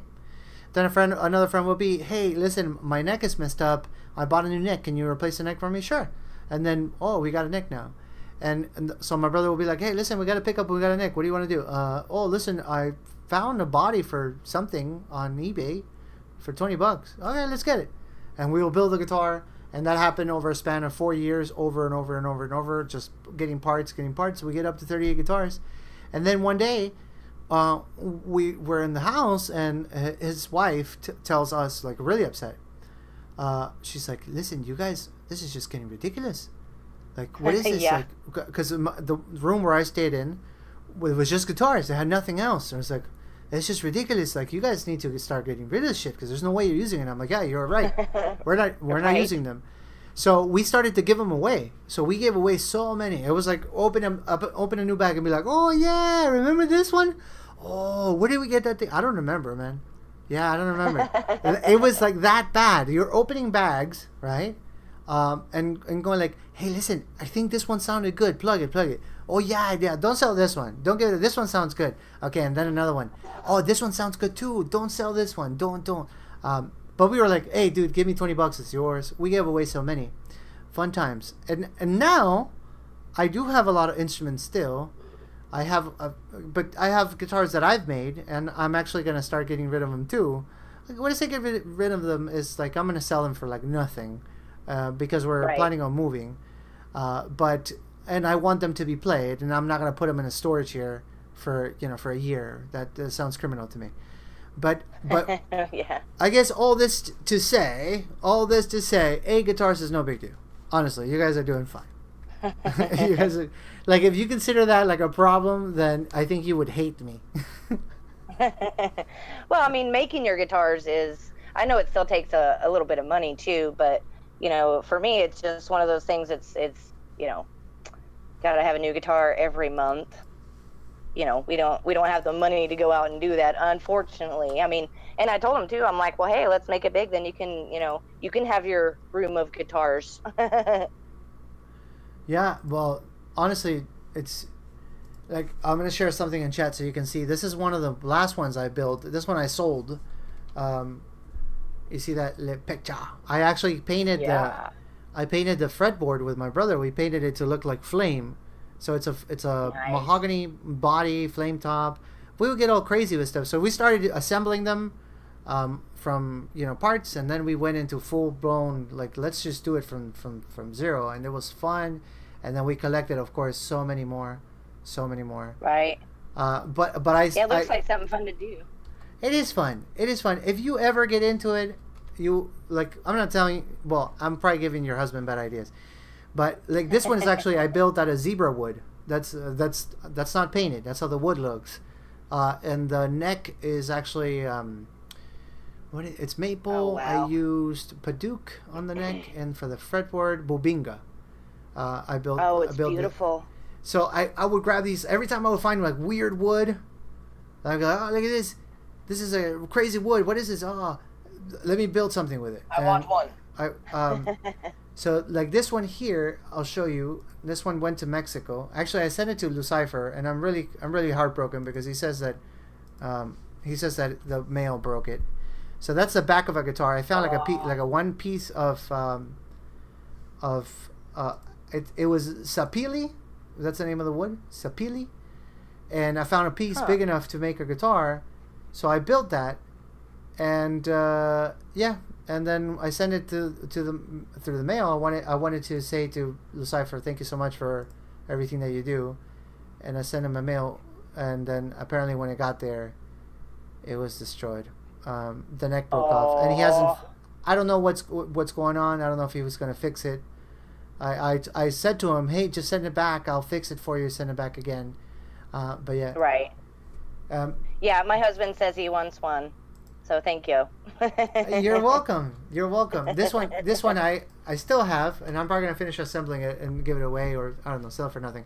That's actually sapili, mahogany, and wings, sapili core, 2 stripes of maple, and the neck's made out of something called canary wood.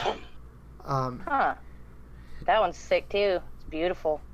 I love this stuff. Like, it really made me feel good, especially for my stress, honestly. Like, when I was stressed out, just going in there and freaking just destroying wood, cutting it, gluing it, and all of a sudden something beautiful coming out of it. Right. That really helped with my anxieties. So there was a time I was constantly in the shed, just freaking inhaling dust. That's what I was doing. Yeah. But it was good times. Well, listen, I think we got one more track. We got a little bit of time, so I'm not going to worry too much, but I still want to go ahead and play it, and then we can talk some more. Okay. We got one more track. It's called Stack 2. So, Stack this 2. one's actually called Sex Toys and Cookies. Okay, well, before I play it, you got to give me an introduction. This is the whole thing, sex toys and cookies. You got to tell me, what is this all about?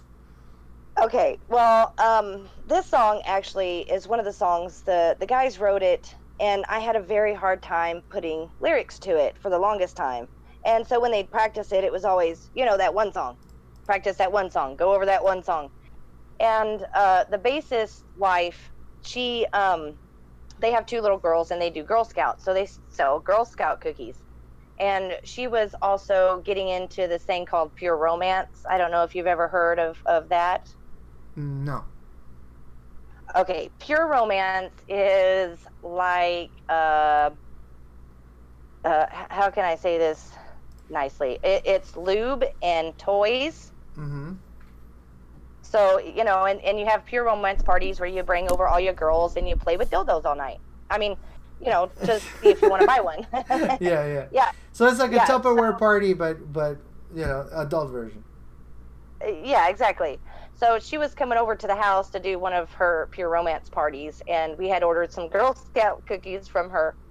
And she was bringing in the toys and the cookies at the same time, and I'm like, oh yeah, it's going to be a fun night because we got sex toys and cookies. Oh, wow. And so that's what I named the song. The song itself is like the lyrics to it. It's pretty much, it's about people being so judgmental, and it's about like our society, how it is nowadays, where it's like, oh, well, I know I didn't come in first place and I didn't do very good, but can I still, I deserve a trophy too, right? And it's kind of how people. Well, that's entitlement. You're talking about entitlement. That's like Clay's favorite subject. Yeah, like we get him in here, he'll talk like 2 hours about entitlement. Right. Yeah. And it's pretty much about like, you see someone and they're doing this to themselves, and you try to be like, hey, don't listen to their lies. You don't have to conform to what they are. Just be what you are and let it shine. And then they turn around and just don't listen to you. So sometimes I just I like to give my songs weird names just to catch people's attentions. It doesn't necessarily have to. Some of them, are obviously something that I say in the song. Some of them aren't. And this is one of the ones where it's just, I came up with the song first, or the song title, I mean, and I wasn't too comfortable about writing a song about sex toys and cookies because all I could think of was crumbs, and that's no fun. So. I wrote it about something else. Yeah.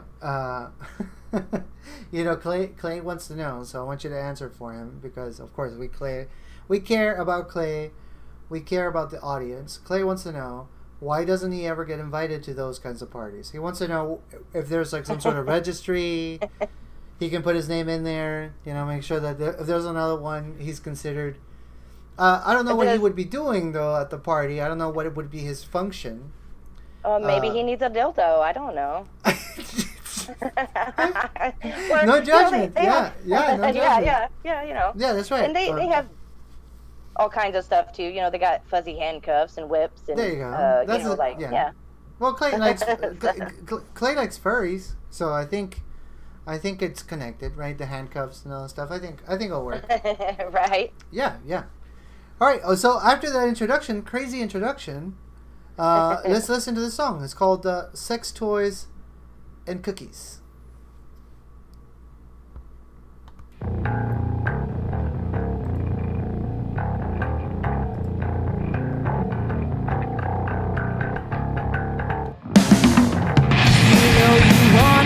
Share all the things that scare. You'll have to search my mind so deep to find all the things you'll need to destroy your greed.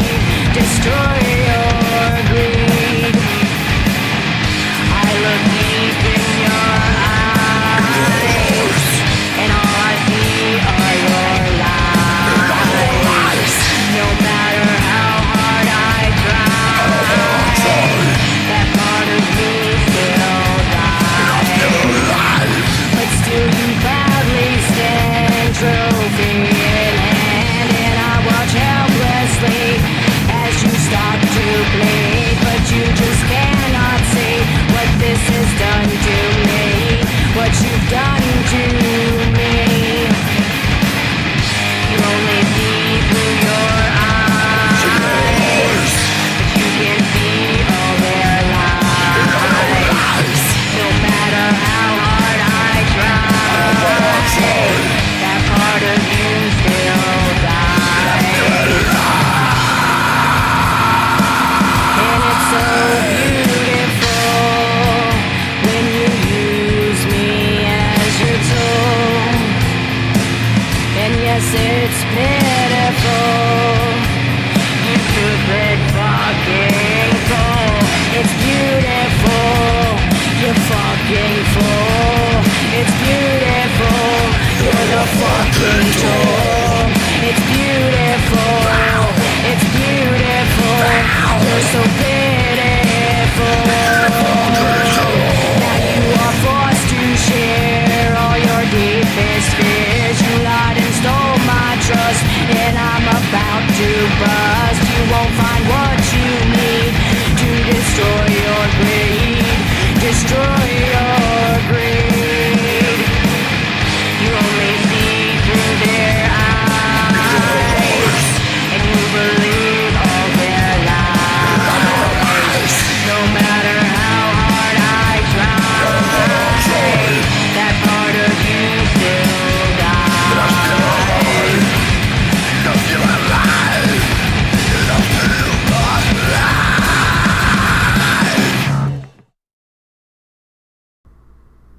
Wow, look at that. That was heavy.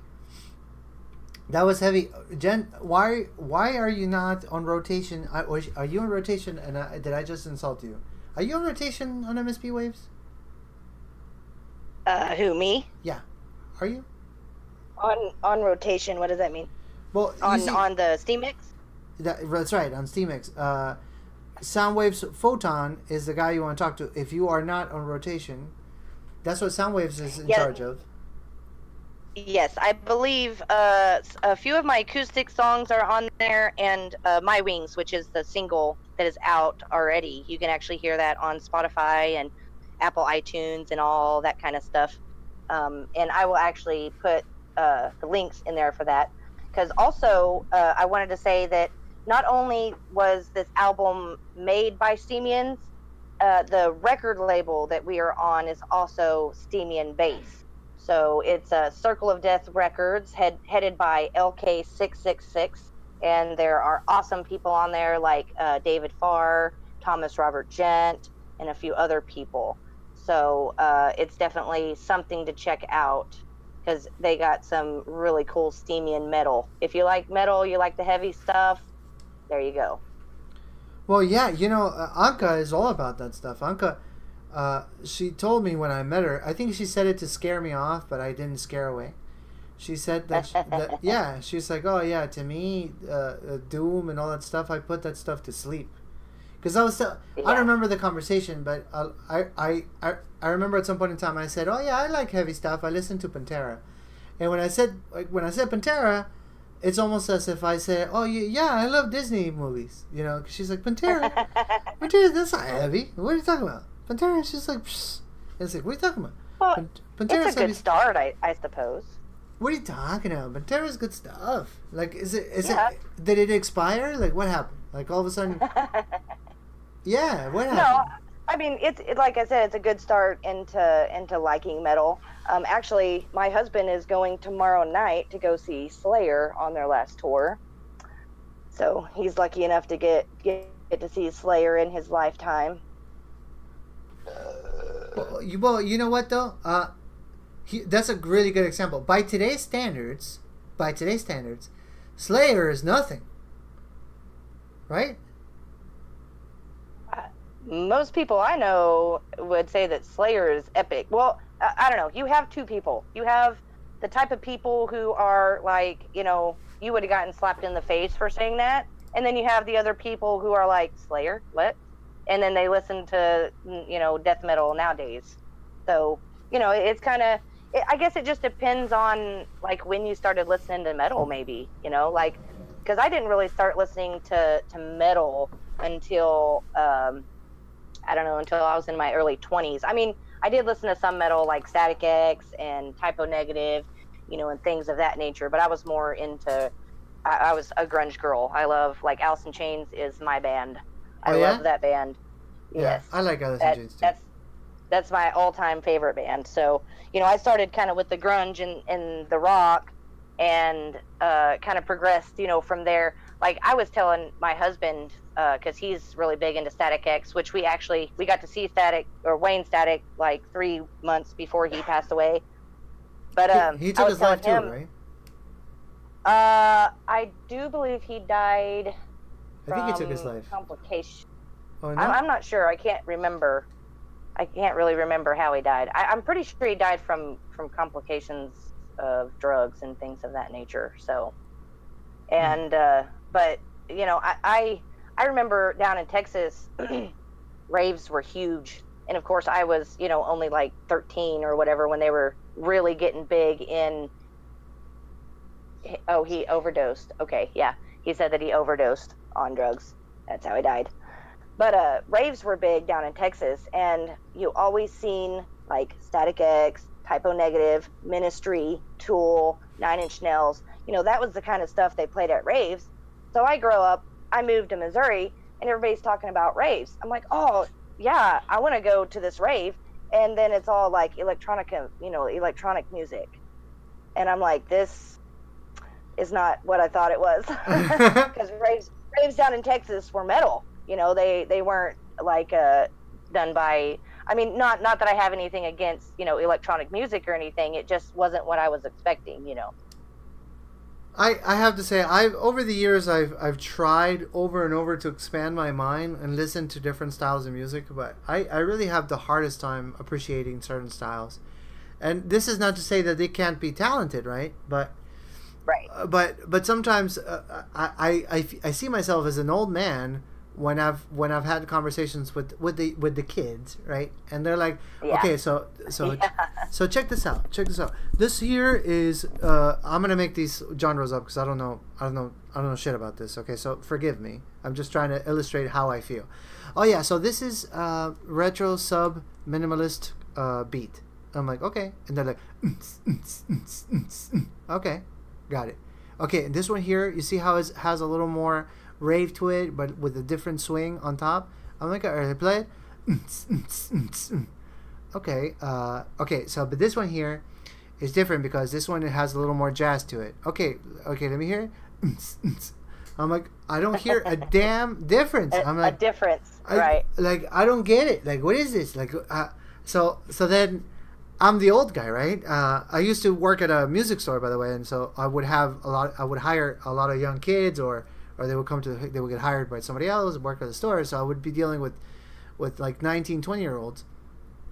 And it's a kid, it's a kid for me. And so they start showing me, oh, look, check out this band, this new band, or not band, like this DJ I'm checking out. And I'm like, okay, let me hear it. And they'll grab like something that I know, like something that exists from an old sample, and they're adding like a reggae thing to it, and then adding reggaeton beat. Like, oh man, so awesome. And I'm like, the whole time I'm like, it hurts. Yeah, I couldn't do it. So I have not been able to expand my horizons. I have a certain genres that I guess you could say I could dip into for a little bit, and then I got to pull out before somebody gets punched. Like I can listen to I can listen, for example, like if you start playing some let's say beat bop, like really fast jazz, like doom doom doom doom doom doom doom, like that is like everybody's like, oh my god, like we did a lot of cocaine, but all we got is these old school instruments kind of music. I can take it. Yeah. I can take it. Maybe 5 minutes, and then I'm like, dude, all right, that's it. Come on, like I'm done. Right. Right. But there's stuff that just immediately irritates me, and one of them is reggaeton. Like if you ever want to see me angry, like if you ever want to, like, how does Menno look when he's about to flip out? Play reggaeton. Like it's about 20 or 30 seconds in. That's it. Right.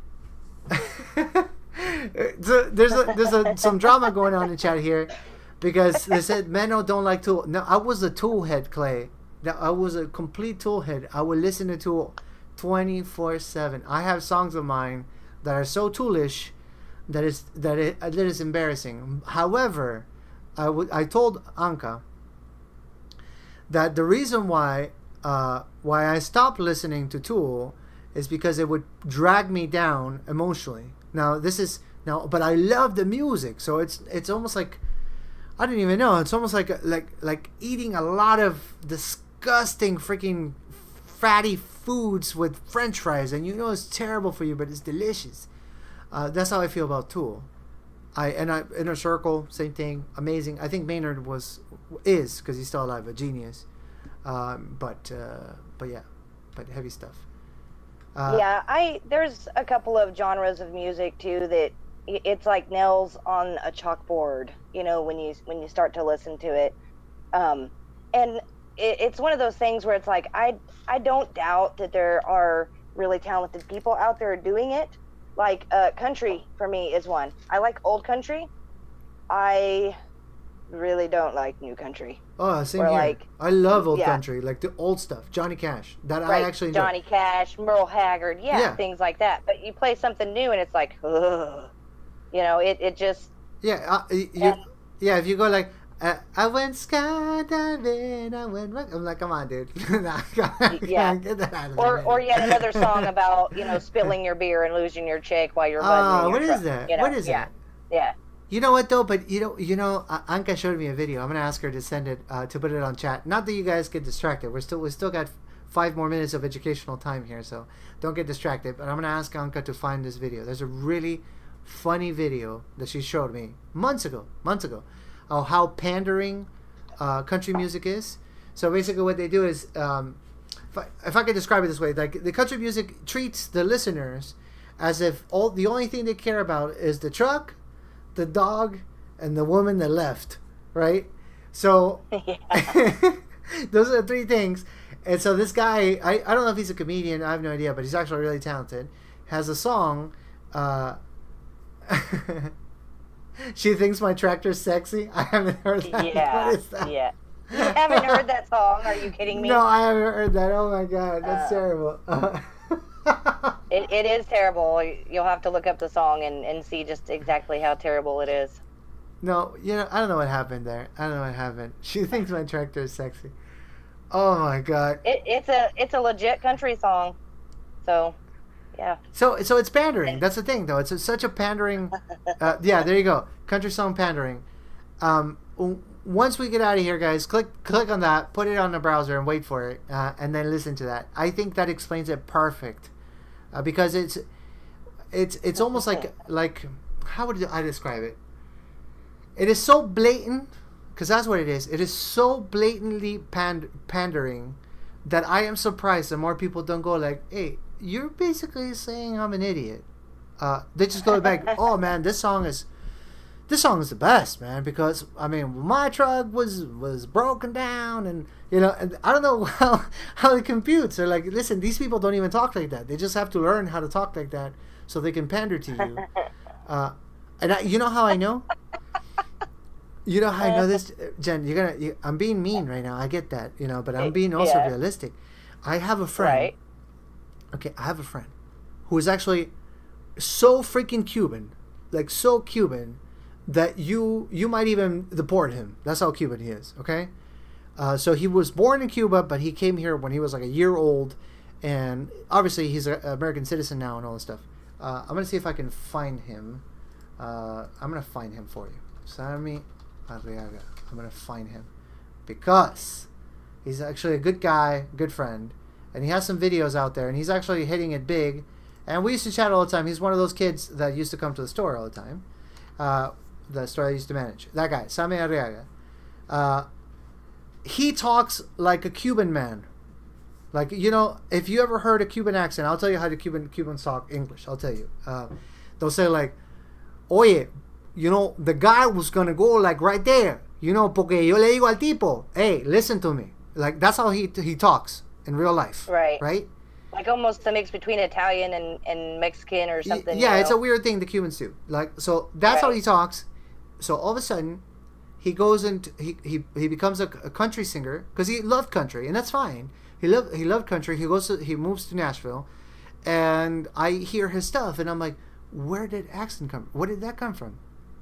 Like, why did you all of a sudden start going like, "Hey, like, what happened?" Like, I get it if you were from the South, because that's how you speak.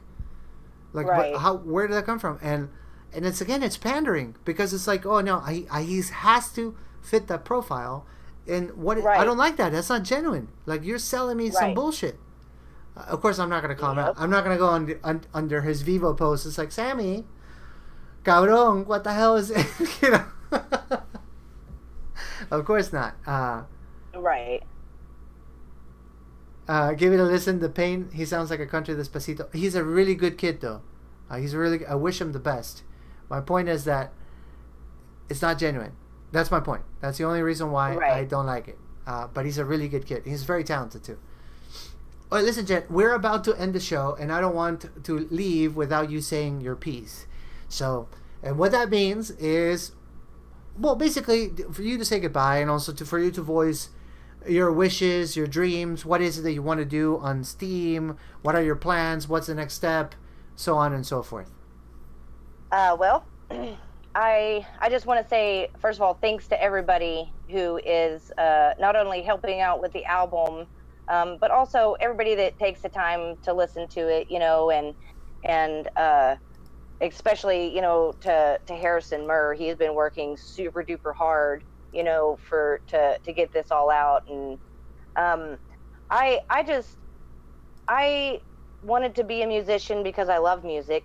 And my friend asked me once, she said, well, can't you just be happy, playing music in your house every week and practicing? And it's like, yeah, I could be happy doing that. But that to me is like a chef that makes a feast and nobody eats it. It's like, it's not that I want to become rich off my music. It's just the fact that I want, I remember those songs that really made me feel something when I was young. It's like those songs helped me through my hard times. They helped me through the good times. And I want other people to feel that from my music as well. And I think, that most musicians as a whole, that's how they feel. It's like they want that, be like, thank you for, writing that song because it, I felt it. And that's what I look forward to. And that's why I love everybody here on Steam, because, you're willing to take the time out and listen to this stuff, and it makes the hard work so worth it. And I just want to thank everybody out of the bottom of our heart, and my husband, he's sitting here looking at the chat and everything, and he's just giggling like a baby, because he's so happy that everybody likes the music, and I think I'm trying to post more on Steemit, so you can get more from that, and the album will be released digitally here probably the end of August, and then we'll also have some printed copies probably in September. So we're going to do like a whole pre-order thing, if people want to pre-order an actual copy of it. But I love being on Steemit because I love to talk to all these awesome musicians and you guys, and the great shows that we have on MSP Waves, and it's just so fun. It's amazing to meet people from all over the world that have the same love as you do. So awesome. Well, Jen, that was a great outro. That's going to be in the recording. We got cut out just at the very end, but that's fine. It's going to be in recording. People are going to be able to listen to it later. Alrighty. And well, I just want to say, just to finish the show, to close it the right way, the proper way, thank you so much to everybody that showed up to support the Songwriter Shop Talk. This wouldn't be a damn thing without the family that we have here in MSP and Helpy, and without our bigger community on Steam. So thank you to everybody that showed up, and we'll do this again next week. Thank you, Jen, for coming. It was awesome. I really enjoyed it. You are, Thank you for having me on the show. You're more than welcome. You are, of course, one of the talented Helpy Knots that I'm really proud to support. And and I'll see you around. I am going to go ahead and end the recording. Thank you, everybody, for listening.